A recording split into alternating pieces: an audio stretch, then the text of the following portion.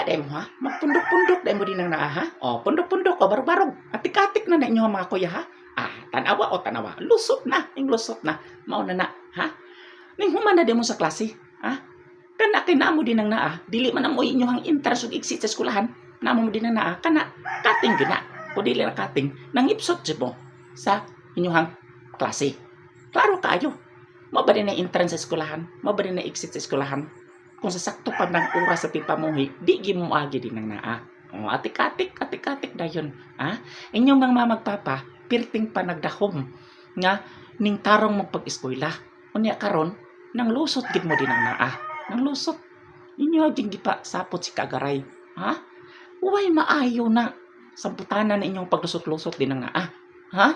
Kung di mo makamaos leksyon, mangutana mo sa inyong ma'am ug sir, mangutana mo. Masupay maglingkod mo dito kay maluoy rin inyong ma'am ug sir na amoy nilingkuran.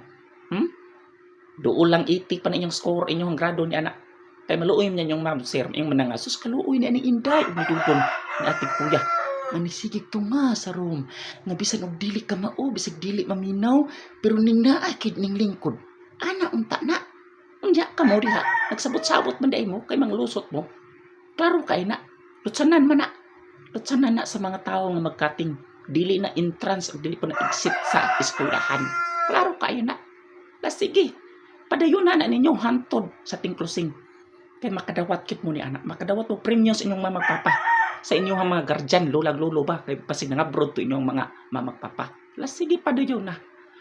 Aron gusto gyud mo nga makagraduate mo tarong.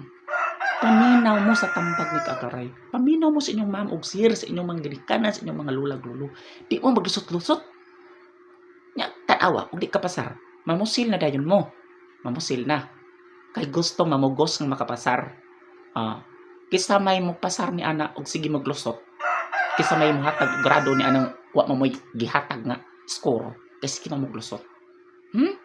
Nang pagbag-o na mo, pagbag-o. Paminaw mo ni kagaray ha, paminaw mo. Kay wala ni sudlot ng mata ni kagaray, ni sudlot na. Ha? Para tagaan ta mo og regalo. Hatag og regalo sa kagaray basta magtaraw mo eskwela. Sige ha, bye.